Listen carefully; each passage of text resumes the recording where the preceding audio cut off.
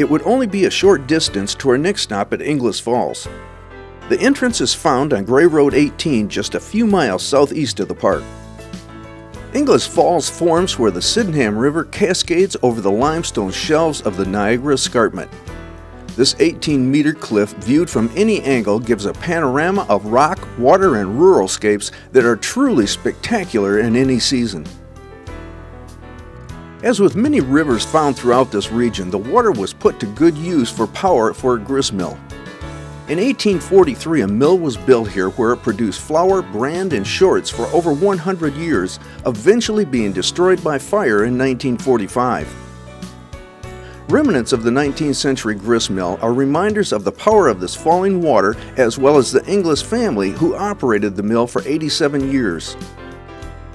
We met with Krista McGee, Community Relations Coordinator for the Gray Sawble Conservation Area, who showed us around. Krista has brought us out, and we're actually out into the woods now. We're on the rock escarpment that runs through here, and yet we're finding these strange looking holes down here that actually kind of look like they've been carved out. What is this all about?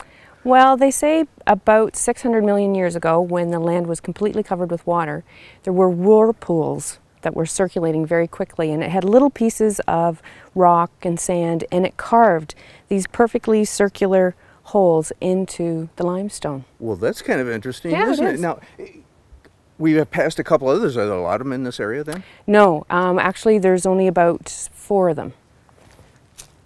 Well, as we're walking along the trail, we were looking at a lot of the different plants that are out here, and there's a variety of ferns that are found here, but there's one that's really unique to everything else. So tell us a little bit about it.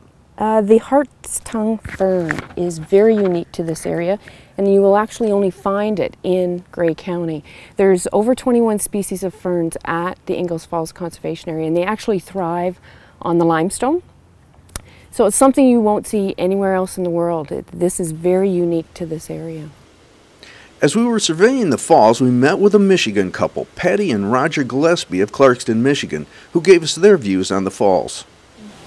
We're here at Inglis Falls right now on the Waterfall Tour, and we just happened to run into some people that are from our neck of the woods. We're with Roger and Patty Gillespie, and they're from Clarkston, Michigan, just south of us. And we're over here, and what are you guys doing here? We're on vacation. We came to see the waterfalls. So, how many have you visited so far? Are you going on the whole tour? We might omit one. And aside from that, we've hit them all so far. Okay, and how have you found them so far? How have you found being over here and doing this whole thing? Beautiful. Beautiful. Are you well taken care of when you come in? Absolutely. Okay. Absolutely. Is this your first time into the area then? Yes. Okay. Yep. Now I noticed when you guys were up at the car, you had your nice walking staffs, and you had several emblems on there. You obviously are doing a lot of hiking. Right. And this has turned out to be a very, very nice area to do some hiking. It's got some good, well-marked trails, and it's got some areas that are just absolutely phenomenal to see and to walk through. You know, I know traveling from Michigan myself, a lot of people are a little bit concerned when they come across the border. Let me ask you, having never met you before, what's it like for you when you come across? It really was no problem. We both have passports, which at this point is still optional. That may change in the future. But basically, going over the border was very, very easy. It was easy to get here, and it's relatively easy to get around.